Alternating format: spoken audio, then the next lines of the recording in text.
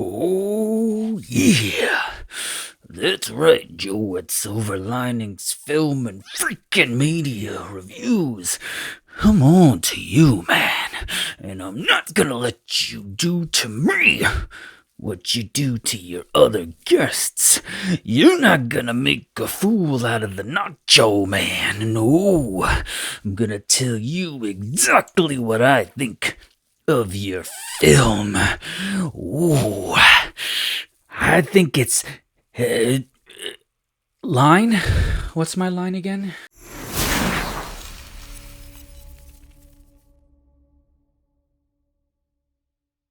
Nacho Libre is one of my favorite comedies of all time. It's chicken soup for what ails you, if what ails you is a lack of smiles. I don't think it works on, like, gout. The beautiful thing about this movie is that it's never really trying to be anything other than it is. A silly, enjoyable movie with a fun protagonist, a good antagonist to root against, and really good complementary characters who create a fun and enjoyable environment. And let's be honest, that's like half the battle for most films these days. Ignacio, or as he's better known, Nacho, is played by Jack Black. It's pretty hard not to love Jack Black today. He always seems to never quite take his stardom too seriously, and I feel like that's a trait that always resonates well with the viewing audience, right? And you can feel it here as well in this movie. He has a lot of fun playing the role. If there's a particular Jack Black movie or a song that you love from Tenacious D, let me know in the comments below. I'm curious to see just how many of these movies people actually enjoy of his. Nacho is a monk at an orphanage/monastery, and he loves his job. He loves the children and cooking for them, but he does have aspirations to be more. He wants to be a luchador, a wrestler.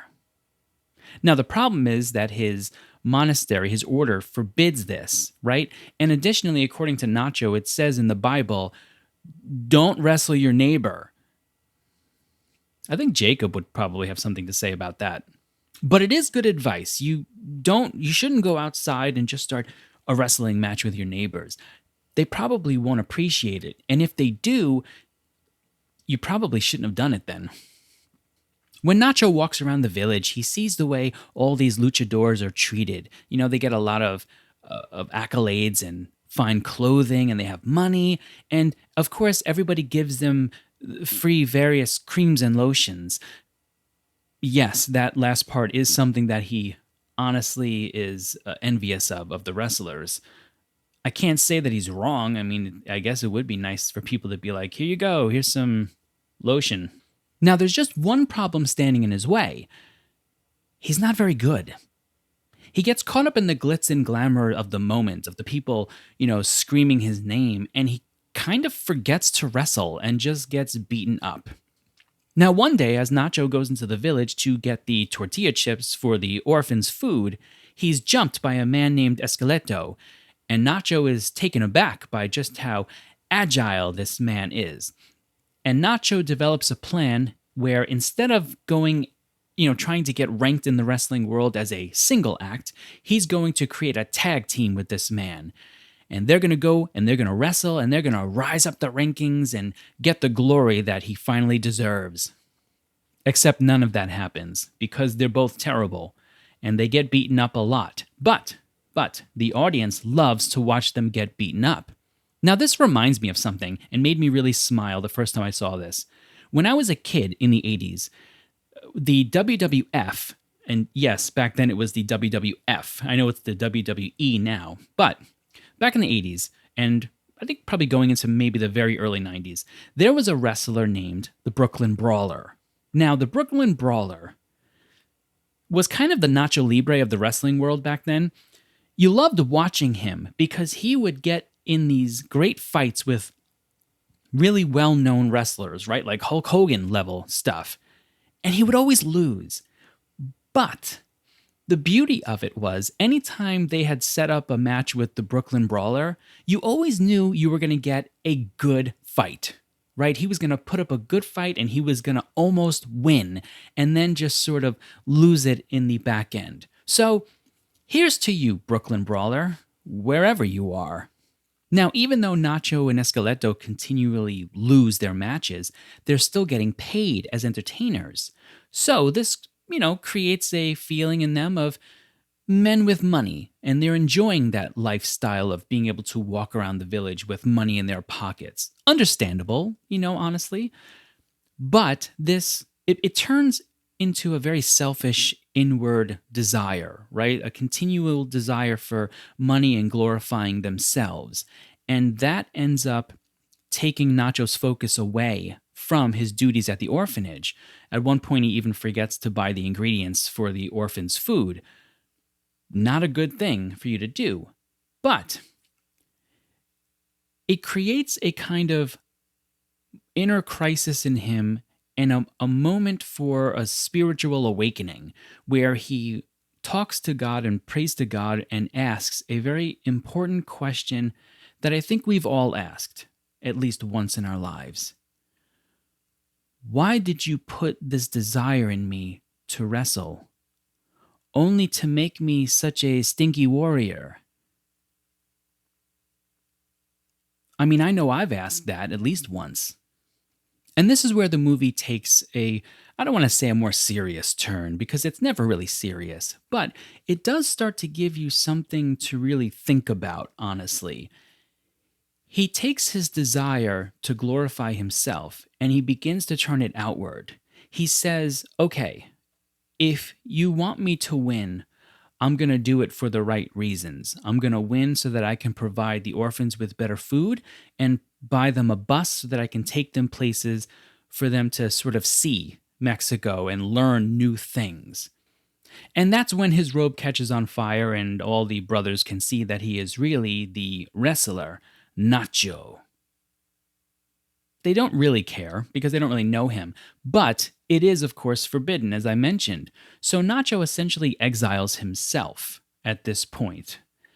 Now, due to foreseen circumstances, and yes, I say foreseen, if you see the movie, you know what I mean, Nacho earns the right to wrestle the man, the myth, the legend, Ramses. Perhaps the greatest wrestler of all time, and the strongest man to ever live. The last fight here between Nacho and Ramses is really well coordinated, and it does make you smile to just see him get his victory and be able to earn the money that's needed to buy the orphans their bus. And the final scene in the movie is Nacho and Sister Encarnacion taking the orphans to, I believe, the ruins in Mexico so that they can experience other parts of their environment. It's a great ending. He has a fun smile, and I think by the end, we have a fun smile as well watching this movie. So why should you watch this movie as soon as you possibly can? Well, it's the kind of movie that gets better the more times you watch it. It's not just the hysterical one-liners, right? That some of them you pick up on first watch, some take a couple of watches, right? But it's also, once you get all the jokes out of the way, you begin to really appreciate Jack Black's delivery, the body language, and the pacing of the movie.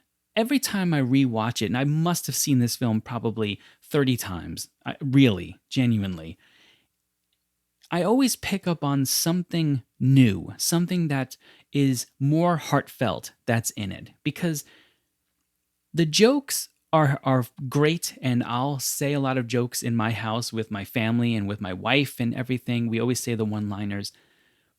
But it's that heart that's in it that pulls me always back in to watch it another time.